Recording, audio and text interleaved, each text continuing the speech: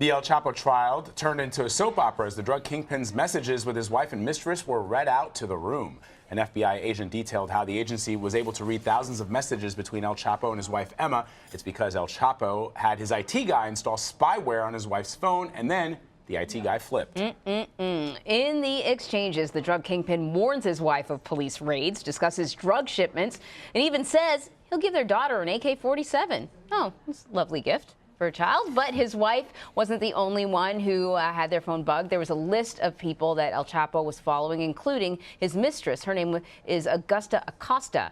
In those messages, the FBI learned how El Chapo bought his chemicals from China and Germany and smuggled his drugs into the U.S. through Arizona. So joining us now is criminal defense lawyer and former prosecutor Vinoo. Vinoo, you've been following this case for us. So we've got the wife, we've got the mistress, we've got a host of other people that we have now been able to listen to.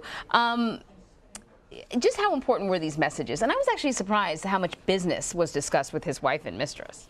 Well, I think the first thing is that the NRA should now have El Chapo as a poster child for itself. Clearly. Right? Wanting to give his daughter an AK-47 at 18 months.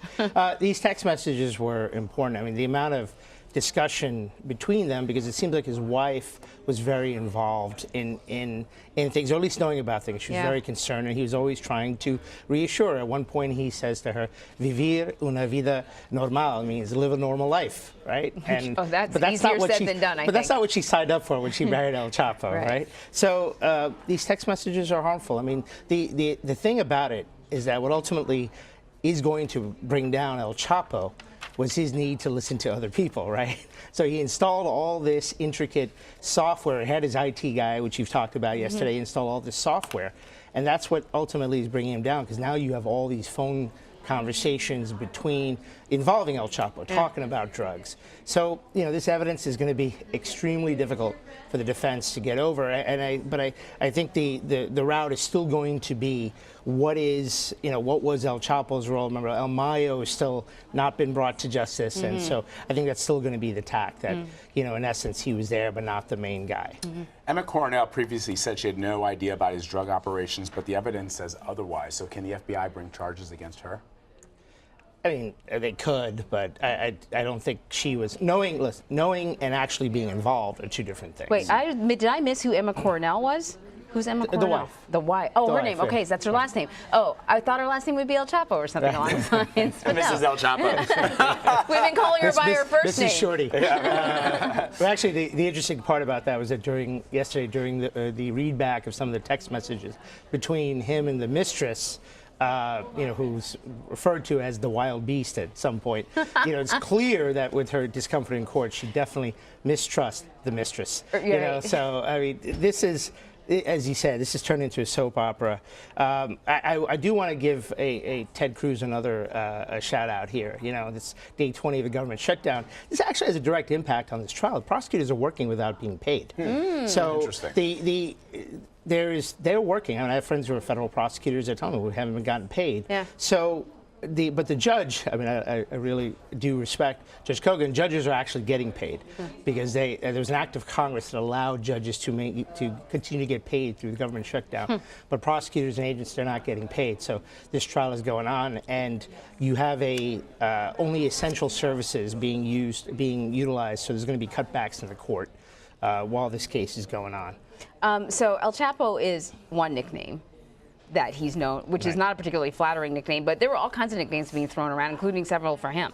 Right. So there are different nicknames, such as El Rapido, because that was there. He got that name because of the speed in which he transported cocaine throughout the country. He was known as El Arquitecto because of his leadership of the Sinaloa cartel. People were impressed with his mastery of logistics and organizing myriad smuggling routes. He was also known as Inge, which is short for Ingeniero, which is the engineer, because he was able to do all of this stuff. Another nickname was the tunnel guy.